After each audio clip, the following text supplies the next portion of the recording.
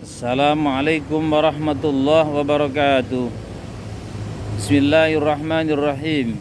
Alhamdulillahilladzi ja'alana minan nasikhin wa fahamna min ulumil ulama'ir rasikhin.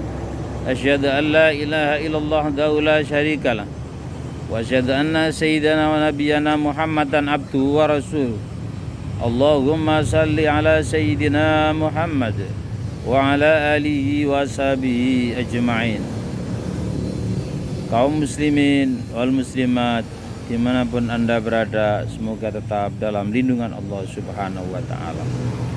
Puji syukur kita panjatkan kehadirat Allah subhanahu wa ta'ala, karena Allah subhanahu wa ta'ala masih senantiasa memberikan pertolongan kepada kita sekalian, sehingga kita pada sore hari ini masih senantiasa diberi kekuatan oleh Allah subhanahu wa ta'ala, baik secara jasmani dan rohani, sehingga kita mampu menjalankan kewajiban yang diwajibkan oleh Allah subhanahu wa ta'ala dalam kondisi sehat walafiat. Salawat wassalam semoga oleh Allah subhanahu wa ta'ala tetap tercurahkan kepada beliau baginda Rasulullah Muhammad sallallahu alaihi wasallam, Nabi akhir zaman, Nabi yang mampu memberikan suri tauladan kepada umatnya di tengah-tengah kehidupan yang gersang. Hadirin kaum muslimin wal muslimat dimanapun anda berada, Allah subhanahu wa ta'ala berfirman dalam surat Ali Imran ayat 133, 34, 135. A'udzu billahi minasyaitonir rajim. Bismillahirrahmanirrahim. Wasari'u ila maghfiratin min rabbikum wa jannatin 'arduhas samawati wal ardu 'iddat lil muttaqin alladzina yunfikuna fis sarra'i wadh dharra'i wal kadhimina al ghaidha wal 'afina 'anil nas wallahu yuhibbul muhsinin walladzina idza fa'alu fahishatan aw dhalamu anfusahum dzakarullah astaghfaru li dzunubihim wa may yaghfiru dzunuba illa Allah lam yusirru 'ala ma fa'alu wa hum ya'lamun. Al-ayat sadaqallahul azim. Kaum muslimin wal muslimat yang dimuliakan Allah subhanahu wa ta'ala, sesungguhnya manusia itu adalah diperintah oleh Allah untuk meminta ampun kepada Allah, karena innallaha ghafurur rahim. Allah itu adalah maha pengampun atas dosa-dosa yang dilakukan oleh hamba-hambanya. Karena itu surat Ali Imran ayat 133 itu memerintahkan kepada umat manusia di seluruh dunia bahwasanya hendaknya kamu cepat-cepat untuk bertobat kepada Tuhanmu. Sebab orang-orang yang mau bertobat kemudian orang itu akan menjadi baik, maka orang yang menjadi baik itu secara otomatis orang itu pasti akan diberi hidayah, diberi pertolongan oleh Allah subhanahu wa ta'ala. Allah menciptakan surga itu adalah luasnya antara langit dan bumi. Wa jannatin 'arduhas samawati wal ard u'iddat lil muttaqin. Surga yang luasnya antara langit dan bumi itu tidak ada lain kecuali surga itu adalah diperuntukkan bagi orang-orang yang bertakwa kepada Allah subhanahu wa ta'ala.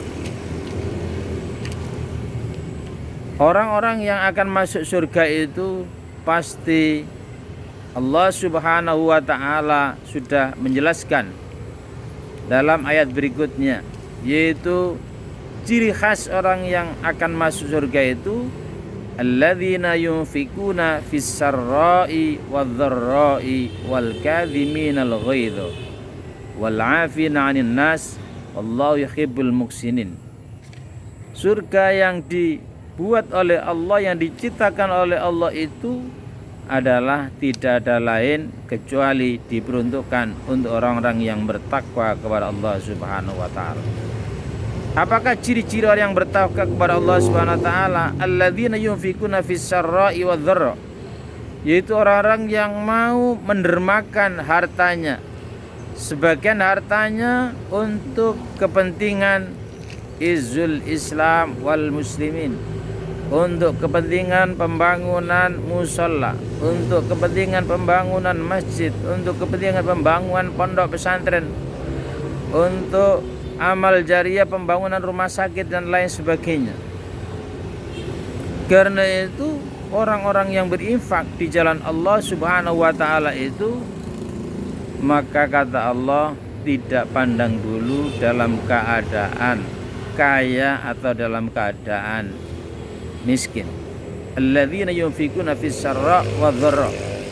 Maka ketika manusia itu beramal, jangan hanya menunggu kalau datangnya waktu kaya, atau aku ngamal lae engko nek wis sugih. Ya, kalau manusia itu dikehendaki oleh Allah menjadi orang kaya atau menjadi orang sugih atau orang menjadi mampu, jika Allah menghendaki dengan keadaan yang lain, wadharra, dalam keadaan melarat, dalam keadaan susah, bagaimana? Kapan ngamalnya? Kapan dia infaknya? Kapan dia mau infak dan sedekah untuk kepentingan pembangunan pesantren, pembangunan masjid, pembangunan musola dan lain sebagainya? Maka disinilah tantangan bagi kita sekalian sebagai umat manusia, sebagai orang-orang yang mengaku dirinya adalah hamba Allah yang muttaqi. Maka orang yang takwa cirinya yang pertama suka berderma, baik dalam keadaan kaya atau dalam keadaan tidak kaya. Ini ciri yang pertama. Wal kadhiminal ghaidh. Ciri yang kedua adalah orang-orang yang mampu menahan rasa mangkel. Rasa mangkel setiap manusia itu pasti mempunyai, pasti manusia yang hidupnya normal, dalam kondisi apapun pasti manusia itu punya rasa yang namanya sifat kemangkelan. Karena itu sifat kemangkelan ini tidak boleh dipelihara terus menerus. Sebagai seorang yang beriman, sebagai orang yang muttaqi, maka sifat mangkel ini harus ditahan. Laisa sadidu bisur'ati, innama sadidul ladzi yamliku indal ghadab. Rasulullah sampai mengatakan bahwasanya tidak dikatakan orang kuat kalau orang itu tidak mampu menahan amarah. Jadi orang yang biasanya mengangkat padi atau mengangkat sesuatu besi yang begitu gagahnya, itu bukan dianggap oleh Rasulullah sebagai orang yang kuat. Laisa sadidu bisur'ati. Bahkan bisa membanting orang sampai kelenger pun itu bukan dikatakan menjadi orang yang kuat. Ini kata Rasulullah, innama sadidul ladzi yamliku indal ghadab. Orang yang dikatakan kuat yaitu orang yang mampu menahan amarahnya ketika ia itu dalam keadaan emosi. Ini yang ditekankan oleh junjungan kita Nabi besar Muhammad sallallahu alaihi wasallam. Maka tidak mudah untuk menahan amarah. Teori mudah tetapi prakteknya mungkin sulit. Hadirin kaum muslimin wal muslimat rahimakumullah. Ini ciri yang kedua yang harus kita fahami. Maka hendaknya sebagai seorang hamba Allah Subhanahu wa taala harus mampu menahan amarah. Kemudian ciri yang ketiga adalah wal afina 'anin nas. Orang-orang itu hendaknya selalu sanggup memaafkan kesalahan-kesalahan orang lain. Setiap manusia itu adalah pasti mempunyai kesalahan, pasti mempunyai kekhilafan. Al-insan mahalul khata' wan nisyan. Manusia itu adalah tempat lalai dan tempat luput. Maka ketika ada orang lain meminta maaf atas kesalahan mereka yang mereka perbuat, maka kita sebagai orang yang dimintai maaf hendaknya mempunyai jiwa wal afina 'anin nas, jiwa yang selalu lapang dada, jiwa yang selalu memaafkan.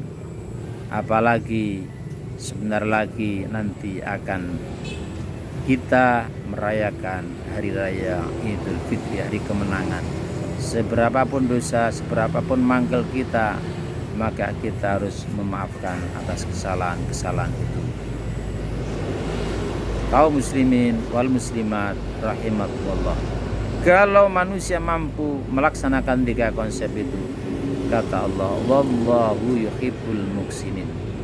Allah akan mencintai orang-orang yang berbuat kebajikan, berbuat baik dimanapun orang-orang muslim wal muslimah itu berada, dan berjuang dimanapun itu akan selalu insya Allah akan dicintai oleh Allah Subhanahu wa ta'ala. Karena itu sebagai seorang muslim wal muslimah, maka kesempatan emas di bulan Ramadan untuk beramal soleh, untuk berinfak, bersedekah, itu pahalanya akan dilipat gandakan lebih dari 10 kali.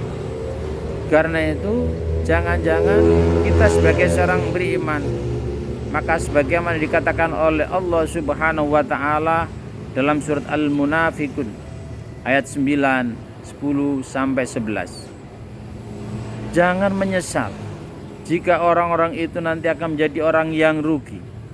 Masih ada kesempatan emas untuk berinfak dan bersedekah. Untuk berinfak dan bersedekah itu membutuhkan hati yang tulus, hati yang ikhlas, kerelaan untuk menyerahkan sebagian harta benda yang dimiliki. Surat Al-Munafiqun ayat 9 menjelaskan, ya ayyuhalladzina amanu la tullikum amwalukum wala auladukum an dzikrillah wa may yaf'al dzalika fa ulaika humul khasirun. Hai orang-orang yang beriman, janganlah anakmu dan harta bendamu itu menjadikan penghalang untuk melalaikan, untuk zikrullah, untuk zikir kepada Allah, untuk mengingat kepada Allah Subhanahu wa ta'ala. Karena jika manusia itu sibuk mengurusi harta, mengurus anak, tetapi mereka itu justru melalaikan zikrullah, maka kata Allah Subhanahu wa ta'ala, faulaika humul khasirun, maka orang yang semacam itu adalah orang yang merugi di dunia hatta al-akhirah. Na'udzubillahi min dzalik. Karena itu maka perlu ada kehati-hatian. Karena kalau kita sebagai seorang muslim dan muslimah tidak mampu mengelola kekayaan yang kita miliki, tidak mampu mengelola harta yang kita punyai, tidak mampu memanage anak-anak kita, mendidik, justru malah menjauhkan dari diri kita untuk zikrullah, maka itu kita digolongkan orang-orang yang merugi. Karena itu kesempatan emas ini ayo kita gugah, kita bangkitkan untuk gemar berinfak, bersedekah. Kemudian surat Al-Munafiqun ayat 10, wa anfiqu mimma razaqnakum min qabli ayyati ahadakumul maut fayaqula rabbi laula akhartani ila ajalin qarib fa asaddaqu wa akum minas shalihin.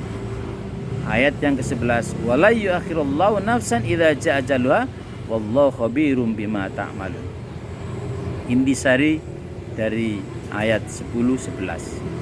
Berinfaklah, berdermalah, gemarlah infak dari sebagian rizki yang telah diberikan oleh Allah Subhanahu wa ta'ala kepada kita sekalian. Jadi infak itu merupakan perintah Allah. Sebelum manusia itu menjumpai ajalnya, sebelum manusia itu dijemput suatu kematian, kemudian ketika manusia dijemput suatu kematian, dia mengatakan fa as-sadaqa wa akum minas sholihin. Jadi dia ketika dijemput kematian, dia menyesal, aku akan bersedekah, aku ingin menjadi orang-orang yang soleh. Tetapi manusia semacam ini adalah sudah terlambat karena sudah dijemput sebuah kematian. Wala yu'akhirullahu nafsan idza jaa ajaluha wallahu khabirum bima ta'malun. Allah itu tidak akan mengakhirkan nyawa seseorang yang sudah diberi kesempatan emas tetapi tidak mau menggunakannya dengan baik, sampai maut menjemputnya, dia bilang, aku akan bersedekah, aku ingin jadi orang-orang yang soleh, aku akan memberikan hartaku, tetapi sudah terlambatlah. Wala yu'akhirullahu nafsan idza jaa ajaluha wallahu khabirum bima ta'malun. Allah itu maha waspada apa yang diperbuat oleh manusia.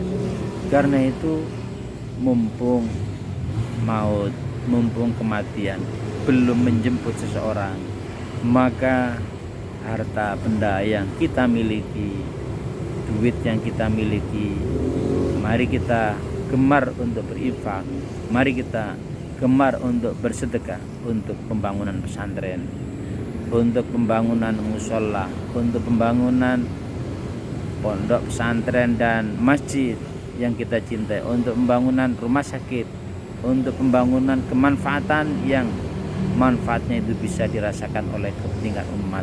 Insya Allah amalan itu, insya Allah perbuatan itu akan diterima oleh Allah Subhanahu wa Ta'ala sebagai amal jariah.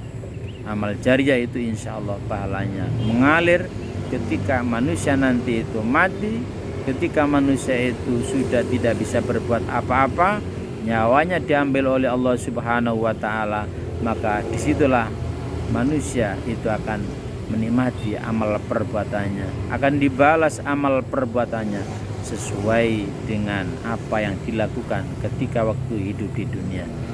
In khairan fa khairun, jika amal di dunia itu adalah baik maka balasannya akan baik. Wa in syarron fa syarr, maka jika perbuatan yang dilakukan di dunia itu kejelekan, maka balasannya adalah kejelekan. Naudzubillahi min dzalik. Oleh karena itu, mari kita selalu berdoa kepada Allah, bermunajat kepada Allah, semoga diberi kekuatan untuk menjalankan infak dan sedekah untuk izzul Islam wal muslimin. Kurang dan lebihnya mohon dimaafkan apabila kata-kata yang kami sampaikan ini ada kurang dan lebihnya, mohon dimaklumi dan dimaafkan, diampuni. Wallahul muwaffiq ila aqwamit thoriq. Assalamualaikum warahmatullahi wabarakatuh.